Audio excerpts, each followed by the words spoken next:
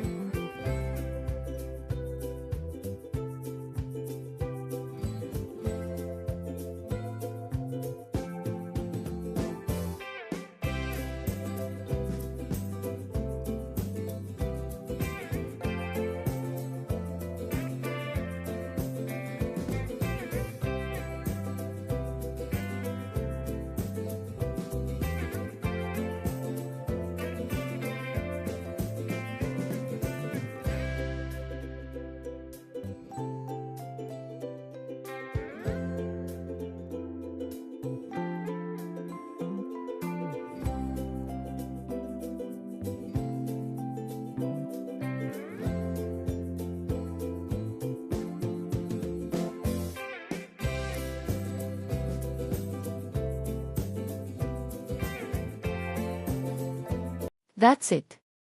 Sa ngayon ay ito pa lamang ang nagpahabol ng kanilang payout schedule as of this date at ang iba pang kaganapan.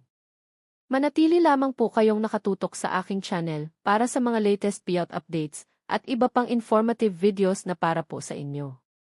Marami pong salamat and God bless po sa lahat.